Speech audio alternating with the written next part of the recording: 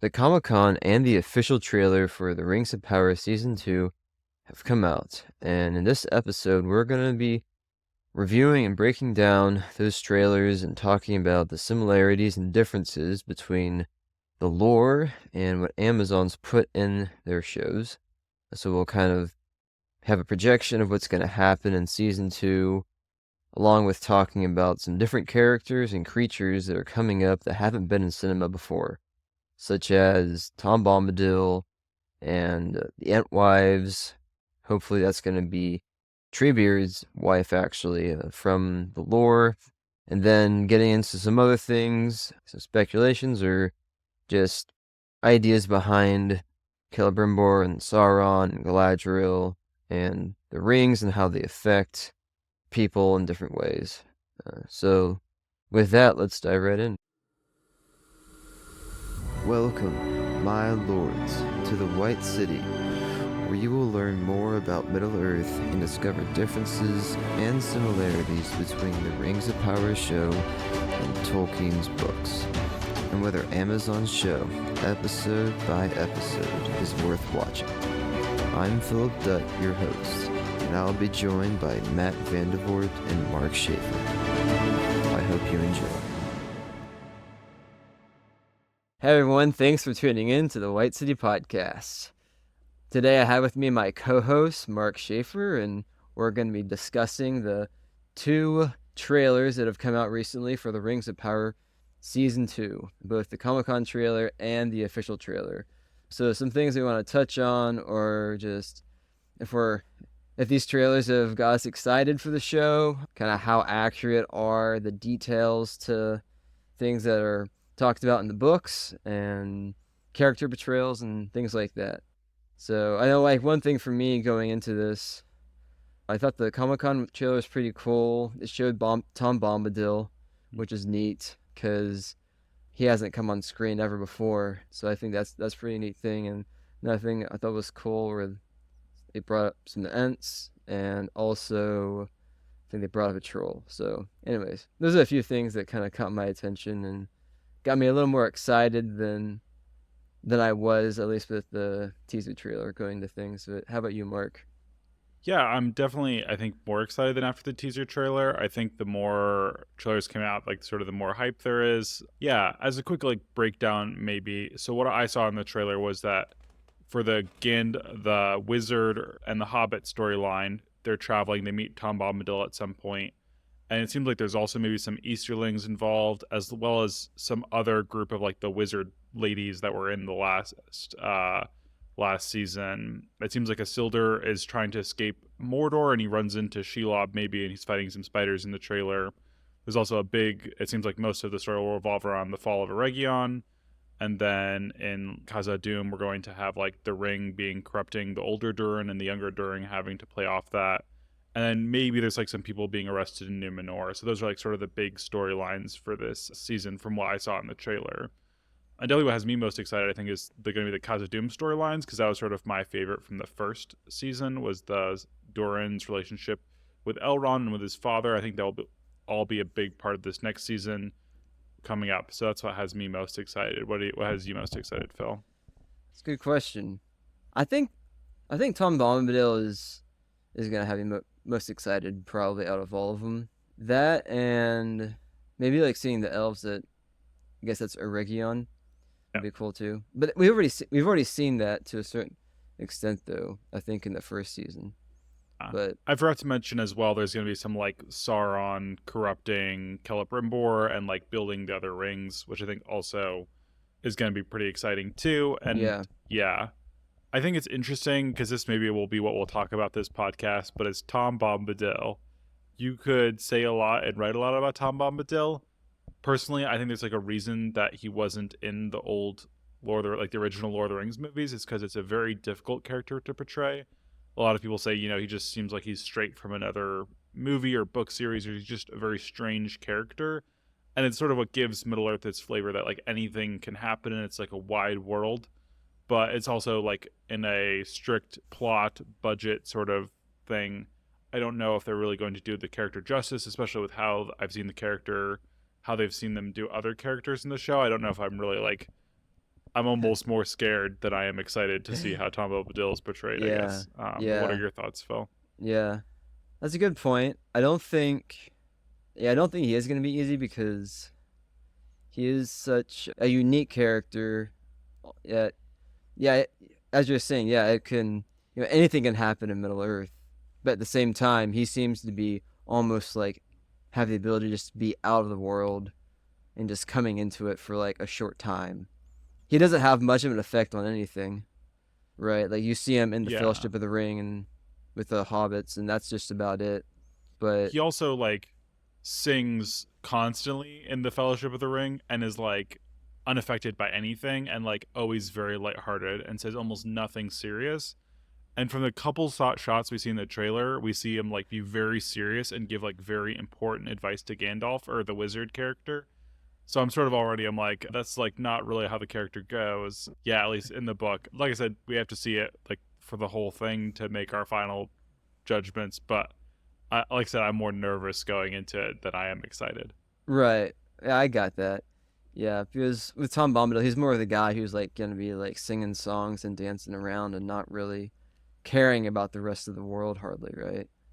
Yeah, or even that he just is unaffected by things, right? Like he's singing constantly. He puts on the ring as sort of the famous thing, and it doesn't make him invisible, and he does like magic tricks with it. Right. So just like a very strange character, but always sort of lighthearted Yeah. and straight. Like yeah, strange. And we'll see how they portray the character. Yeah. So one thing also I was thinking of, so it kind of jumps pretty far forward, I think, into the trailer, but I know like Celebrimbor, doesn't he like pour rings into like the fire? He does, which is sort of Yeah. interesting. And that was, I think, the other thing. So in the first season, we saw the original 3 Elven rings created, Right. and I was not a huge fan of that because that's actually the opposite of the way they're creating the books. In the books, Sauron comes together with Celebrimbor, and they create the 9 and the 7, so the 16 original rings, and then he leaves to go make the One Ring, and the elves create the 3 Elven rings on their own without him, which is why the Elven rings are not really influenced by Sauron as much as the other rings are. Right. And in this series, it seems like they're actually going to play that like Galadriel's being affected through the ring, and that's like sort of changing her mind on things, and she's seeing visions through the ring. And I'm not sure if that's like really going to be lore accurate. Maybe it'll be really cool.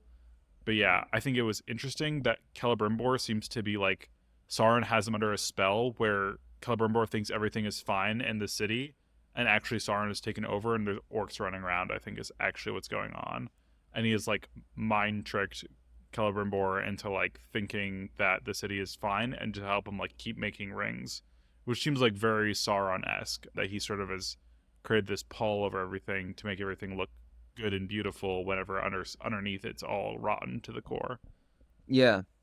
That's interesting. So, not that necessarily those exact details are in the books about the way Sauron is corrupting Celebrimbor, but it's just the way they're doing it in the show seems kind of, like you were saying, Sauron-esque. Yeah, for sure. And we'll get the chance to hopefully see them make some rings together. Like last season, it was very short, and I'm hoping they spend more time on it this season and get to see them together. But yeah, I think and the Fall of Eregion could be a really great storyline, and I think where I thought that the Lord of the Rings original movies thrived was that like a lot of the action scenes are not portrayed super like specifically. Obviously, like whenever you talk about an action scene from a book perspective, it doesn't lay out a lot of the details, whereas like a movie sort of is able to flesh out those details. And Peter Jackson's action is, I think, what really stands out to me about those movies. Everybody remembers, Helm's Deep. It's like one of the most classic medieval battle scenes that everyone copied, and then even the Plenar Fields is all great. And I hope that they can do sort of something similar with the Fall of Eregion, because Tolkien writes only a few lines about it. We know Elrond will go to try to save the city and will ultimately fail, and I think at some point in the lore, the dwarves come to save him, and that's actually why Elrond has a great relationship with the dwarves, Okay. or going Okay. forward. So yeah, That's cool. it could even be that like Yeah. what the Durins are fighting in Khazad-dûm is whether to go save Elrond, and the older Durin is corrupted by the ring to think like, oh, we shouldn't go help them, and younger Durin wants to save his friend Elrond, and so is trying to push the dwarves to lead and fight and save Right. Okay. Yeah, That's cool. Elrond. And that's at Eregion that they'd be going to That's at help the Eregion. elves Yeah, then. Okay. and Yeah. again, lore spoilers here, so we'll see how closely the show follows. But Eregion actually does fall in the lore, and while Elrond is escaping from the fall of Eregion, he finds Rivendell, and that's like when he founds the city. Okay. But yeah, Nice. Yeah. So another thing in the trailer, you have, I think, I can't remember if it was the official one. It might have been the official one, where Sauron tells Celebrimbor like, "I want the nine." I guess so. I yeah, guess that's. I don't know if that would be like the first ones in that they're creating in the show, but yeah. So it's kind of curious. It seems like Celebrimbor tries to destroy them or hides them in some way, and Sauron wants them back. Also, they didn't say the 16, so maybe since we see that Durin already has a ring, that Sauron has already sent out the 7 rings, and therefore to the dwarves, and therefore only the 9 are left, and that's why he's like what they're arguing about. okay, Um, yeah, but yeah, it's interesting that Celebrimbor, though Sauron seems to be in control the whole time, Celebrimbor is sort of able to hide these rings or something, and that maybe he's tortured for them in the end. right. Because that's kind of because he's in the lore, he's still able to kind of have control of himself to some extent, right? Yeah, again, everything sort of happened differently in the lore. In the lore, Sauron makes the 1 ring and then comes back, and rather than like a battle of wits or him like mind controlling Celebrimbor, it's straight up battle, and Celebrimbor actually physically fights Sauron and is eventually defeated, and then he's like tortured and killed. Yeah, But yeah, it is interesting too. I think we've talked about it before. We kind of see Celebrimbor in the show as being just kind of like this guy who just like works metal and like doesn't really isn't much of a fighter almost. But I yes. think it's Also, very much different in the lore. But yeah, it's interesting. Maybe that's like a thing that we've sort of like picked up on is that like yeah, in Tolkien's mythology, like power, beauty, and craftsmanship are all sort of intertwined, right? So like we think like a Feanor, like Celebrimbor's grandfather, who also is like a great craftsman, but he's also like very powerful in battle. And it's interesting that like they sort of seem to like try to split this in the show, where like Galadriel is like just a fighter, and Celebrimbor is sort of just like this craftsman or whatever, and they don't really mix those roles, whereas like in the lore they're actually like very mixed quite frequently, right? That someone who has both like magical power and the ability to make beautiful things is simultaneously beautiful, in fact, or simultaneously powerful and can fight very well. And in fact those two things seem to be like correlated in Tolkien's mind, that the ability to mm-hmm. create is also the ability is like power itself. Yeah, that's cool. So something else I picked up in the trailer, which I thought was a little interesting, is that Galadriel seems to be like captured at a certain point. So I don't know if that's like after the Battle of Eregion or if that's going to be in another setting. But I kind of thought that was interesting because I mean, as we've talked about before, and you kind of get that sense of where like Galadriel isn't.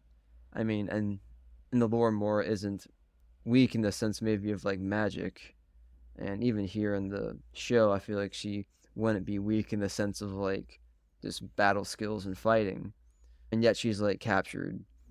So it would just kind of be interesting. I think that Sauron plays a part in that too, but Yeah, it's interesting from the trailer. It seemed like it was Adar and his group of orcs who captured her.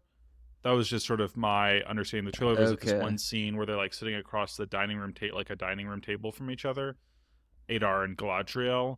And I think that's actually also what's like sort of maybe a little bit confusing in the trailer, or is what is at least keeping me guessing, is like there's going to be Adar and his orcs and Sauron and his orcs. So we don't always know if we see orcs, if that's with which group. So that I think could have big ramifications for the plot. But it seems like Adar is trying to convince Galadriel to join him against Sauron, and that probably will not work out super well, but we'll see how it ends up going. okay, Yeah. yeah. Because at the ending, one of the like the ending scenes there, maybe that's in the Comic Con one, is like Galadriel and Sauron fighting at a certain point. Yeah. So yeah, they make it seem like Sauron's about to overcome her in some way. Yeah, I think the other thing I was gonna say is that I think they're gonna try to say that like, the rings allow Sauron to show people visions and stuff. So that also could just be a vision of like Sauron and Galadriel. That's also what's keeping me guessing a lot in the trailers, that like, you're Okay. not sure what Sauron showing people weird things through the rings or whatever. Okay. Yeah, that's And his, interesting. his ability to influence them. I think that there's a lot else to be excited about too. I think I also was like pretty interested in the Entwives. I wonder if it will actually be Febrethel, I think is the name of Treebeard's wife in the books.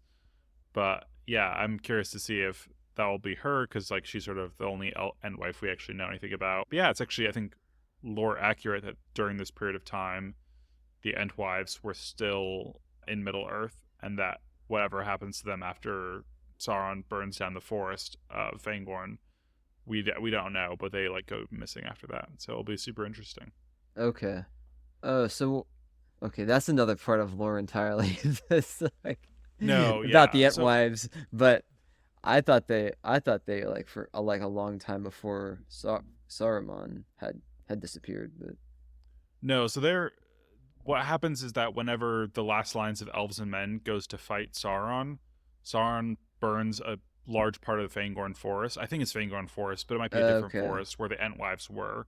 And the okay, Entwives, they're not sure if they're killed in that fire or if they escape but are like just somewhere else now. So it's sort of okay, like unknown at this point. Some people think that the Entwives are actually the trees that are surrounding where Tom Bombadil lives, so that's not entirely clear, and I don't think that's actually what happens in the lore. okay. I got you. But yeah, All right, that makes a little more sense then. Any other things that yeah. stuck out to you?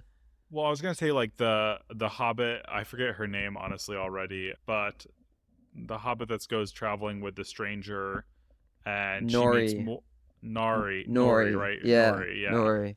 So Nori is like going to go meet with like there's like the more of these like mystic white people who have like magic powers and stuff from the first season, and also maybe somebody said like another wizard, which would be pretty cool to learn about, like maybe seeing a blue wizard for the first time.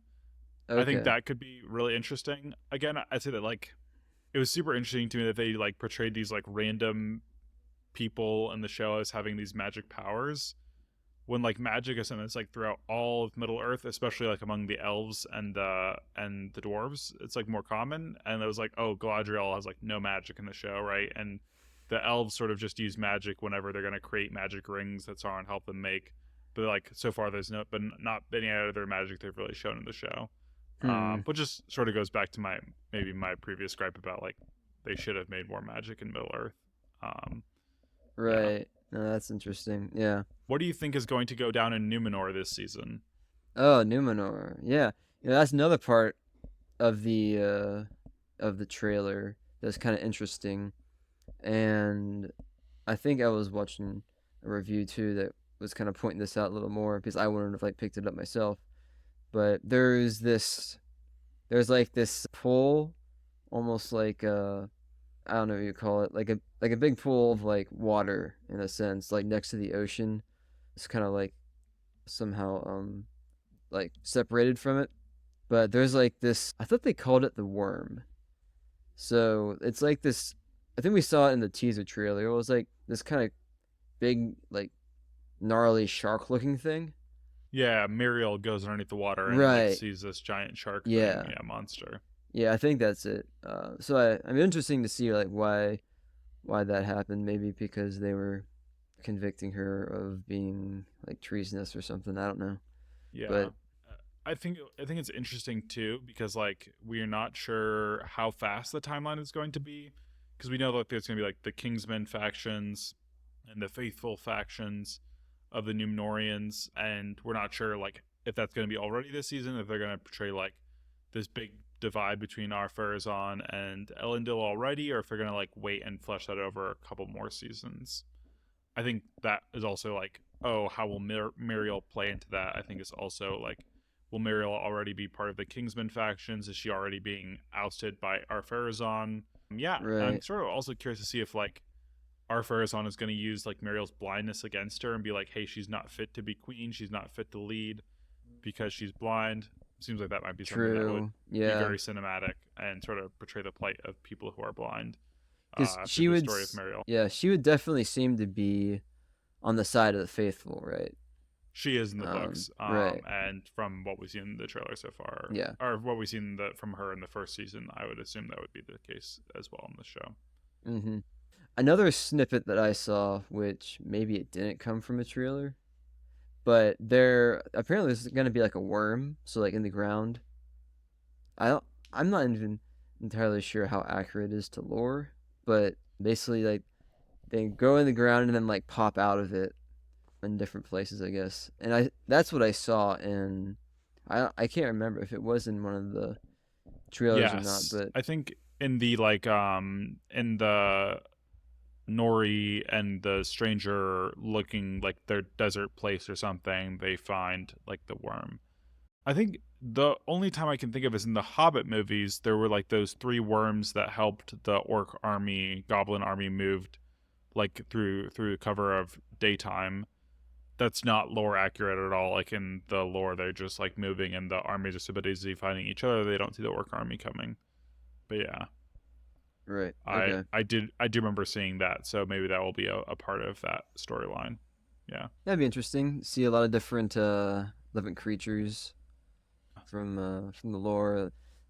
Things that haven't been on the screen yet for Lord of the Rings. for sure. I think there's like lots of other things going on. I think there's also like this in the trailers there's this scene where like they're deciding whether or not to use the rings, and Galadriel and Gil-galad seem to want to use it and Elrond doesn't. Like maybe Elrond just has a thing for destroying rings, and that's why whenever in the Fellowship of the Ring he's like we have to destroy it. It's just like that's his thing with rings. He's like we gotta destroy them. But It, yeah, you kind of wonder, yeah, because I guess this was more in the teaser trailer, but you had Elrond telling like Galadriel like no, like don't put it on, yeah. um, Very reminiscent of the because movies, right? right because they know like where the rings come from.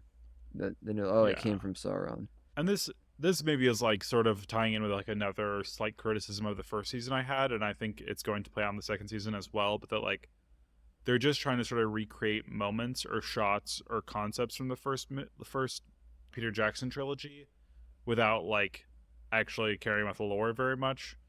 And like the Elven rings play like a very different role, but it seems like the show's gonna want to make them like the One Ring, where it's like tempting them and stuff, and they're like worried about being corrupted by the power of them, and like that's not really the role they played, right? And like that's the One Ring, and they're just gonna try like, oh, it's like the One Ring all over again, is like yeah, and Elrond and is like saying don't use them or whatever. So we'll see how that plays out in the show, but I think there were definitely a couple times in the first season where I was like, oh, this is very reminiscent of the first Peter Jackson movies, but like sort of in their own flavor and also like very different in many ways because the lore is being heavily adapted. Right. Yeah. There's definitely a lot of things that I guess they're trying to you know change up for themselves, make things a little different than before. And necessarily, I don't know for good or bad. You know. Yeah, But we'll see. yeah. Um, all right. Can you tell me like how excited you were whenever the first season came out? And like can you compare like your excitement then to your excitement like now for the second season? Yeah, that's a good question. I'd have to say that going into the first season, I was definitely like very like how would you say just low expectations, I guess. Low expectations. I didn't really know what to expect. I was among a lot of people who were thinking like, "Oh, this is gonna be kind of like risque and like kind of like a Game of Thrones kind of thing." So Yeah. very very wary of that. I mean, before the show came out, I think it was pretty well kind of quenched that the risque content might be in there. So then it became more of like, oh, like is this going to be just a thing to like promote a woke agenda just to like get people to watch it, in that sense, or are they actually going to do it to because they want to make a Lord of the Rings thing? And then like, yeah, so like anyway, so going into it, I was pretty unbiased in a sense, I'd say. Just, hey, start a podcast for it. I'm just gonna watch the show and then like critique it, with some other friends. We'll like kind of figure out, you know, where it's going. Help people who kind of don't know much about Lord of the Rings, so that hey, like you want to figure out more and find differences and similarities. Like hey, come watch the podcast. So that was kind of like how I was going into it. I wasn't, I'd say like, I don't know. I'm in a sense I kind of felt, oh, they might be changing some things about the lore, and like that's kind of an important point to to not miss. But yeah, I mean that was probably how I felt about it. Yeah, yeah. How about you? Yeah, it's hard to remember. I mean, I remember watching like the first episodes in your basement and stuff, and that was like super exciting. It was super thrilling. And I sort of like, I guess I kept waiting for the first season to like really like get going. It's about like the first episodes were good, but they were sort of like building towards something. And like the Sauron and reveal at the end was kind of cool, but like ultimately, I feel like I was probably like an 8 or like 9 out of 10 excited at the beginning of the season. And I think the season really disappointed. And I guess I would have said I was a lot lower, like maybe even like a 3 or a 4 for this season. But like the trailers have got me a little excited. So maybe I'm like a 5 or a 6 now. But Yeah, I had this like one other question, maybe follow up. Like part of the reason I'm not super excited is because there's been like a long break. I've had like sort of time between like now and the time we like finish watching the show, and I've sort of been surprised by like how forgettable the first season is in many ways. Like I don't really remember like a lot. I mean, I do remember a lot of the things, but like I wasn't like thinking about them, or like the concepts didn't really grip me in many ways. I mean, it's hard to compare them to Peter Jackson's trilogy, but like those movies you watch like once and you never forget them, right? And you like have them line for line, scene for scene, and now it's like hard to remember a lot of like what the first season like, even characters' names. Like I remember certain shots, but I mean I had a hard time remembering who Nori was, and they spent a lot of time with her in the first season, and yeah, just like a lot of other things. And so I think like I really hope that the Fall of Eregion is really good, and that like it's a really memorable, and that like this sort of second season makes their mark, because I think Amazon has plans for many more seasons after this one, right? right. Yeah, they probably have maybe up to like 5 from the last I knew. And I mean, who knows too? Like, I think they understood they got a lot of backlash, and they also understood like how they needed to improve some things. Cause I mean, I don't follow a ton of shows to really know if if well, if it's like takes 2 years, for the next season to come out, or if they're more like, oh, hey, after the first year, crank out the next one, and just like every year they keep putting out shows. So Yeah. if that's typical of a lot of shows, then it does seem that they've kind of tried to take their time a little bit more on this one. But yeah, I'm not sure. I think it's interesting too. Looking back at the last season, I'm trying to think if there's anything that like really had me thinking that, oh, they've changed their minds on something this season because of fan backlash or something. It seems like Galadriel is going to be very much what we saw last season. I think that's where most fan backlash came from, is the portrayal of Galadriel. There may be one exception to that, is it seemed like Sauron went back to Mordor at the end of the last season, and now he's like back in Eregion, and he's going to be Anatar, the Lord of Gifts, or the Giver of Gifts or something. So Right. not Yeah. actually Yeah. specifically Anatar. Somebody said it might be like a rights issue. Yeah, I think it'll be interesting to see if that change was maybe because of a lore thing. They're like, oh, we like sort of just did the Three Rings, but now we feel like because we had the fan backlash, we're gonna make Sauron go back or something. But it seems like they're very much sticking to their guns, which I guess I can respect. Though I still wish they would change Galadriel. Right. Yeah. Change Galadriel. Make things a little more exciting, hopefully, like starting Yeah, out or trying to grip people a little bit more. more That'd be magic in good. Middle Earth. Yeah, Yeah, more magic. no, That's yeah, true. They didn't really.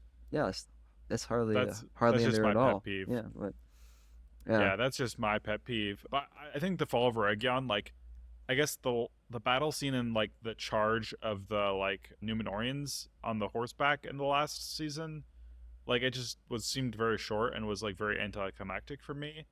So I hope like the Fall of Eregion is like, wow, this is a big battle scene. It's very intense, very memorable, and I hope it's good. yeah. Um, Because you have. because Yeah, keep going. well, I was gonna say, though I'm usually the one that's critical of the show, I don't hate it, and would I'm gonna watch it, so I may as well be good. Yeah, Yeah, it was neat to have the it seemed like the charge like that Elrond was leading in the trailer was a little more epic or a little more thought out than than in the first season with Numenor. Yeah. Yeah. I mean, I will say that like I was kind of like another cavalry charge. Like they're like, what do we need to do that's epic? Like I know a cavalry charge. Like, but we already did that. Let's do it again. Like I don't know.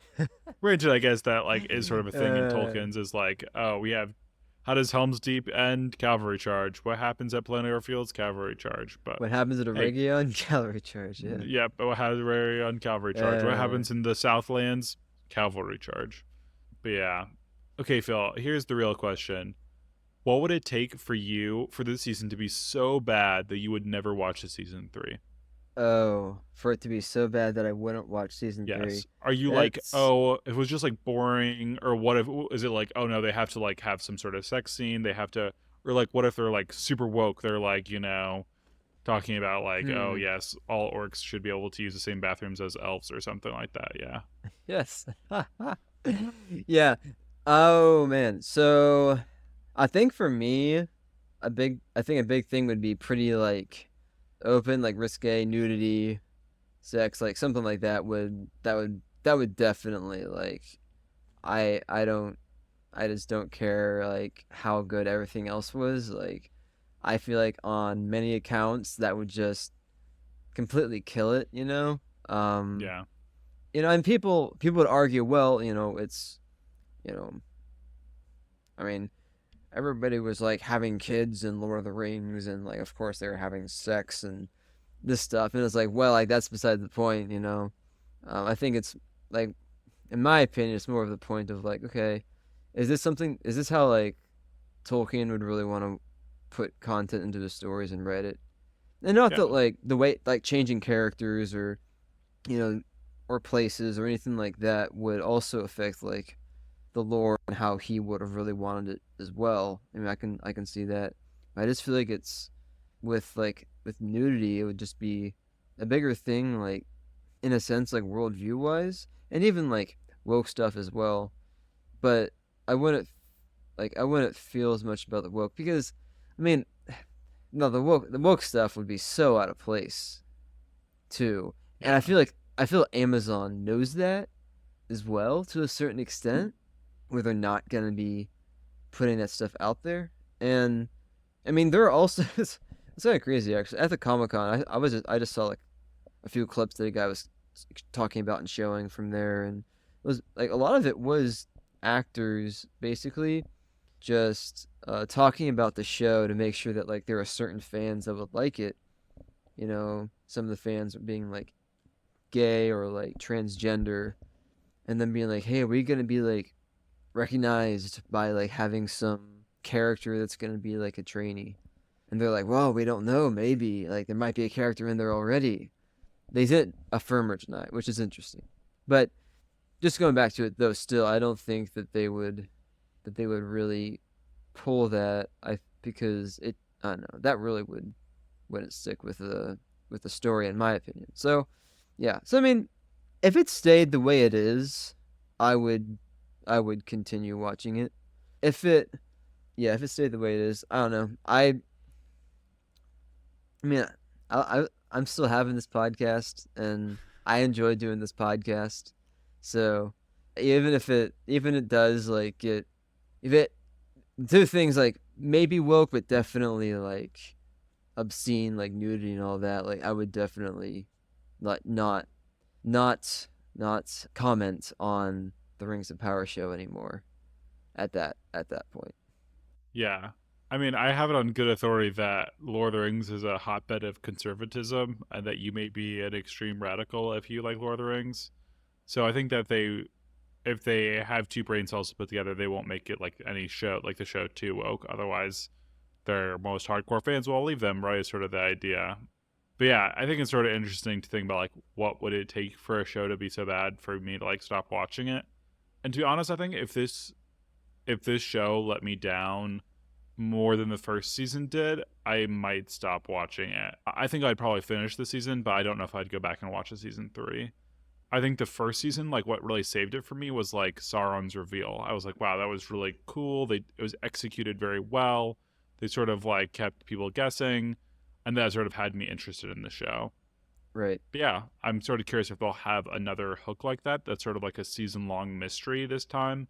If it's what is the stranger supposed to do or whatever. Yeah, I'm sort of excited to see that. So Yeah, right. Yeah, I think the Stranger would definitely be interesting in the storyline. But yeah, so thanks guys for tuning in and listening to our review and kind of breakdown of the 2 trailers here, and hope to catch you guys for our reviews of the Rings of Power Season 2 episodes, and starting with the first 3 that are coming out there on August 29th. So, all right. Thanks for visiting the White City. Before you leave, please subscribe to our podcast and check us out at thewhitecitypodcast.com. We're on YouTube or Facebook under the tag @The White City Podcast.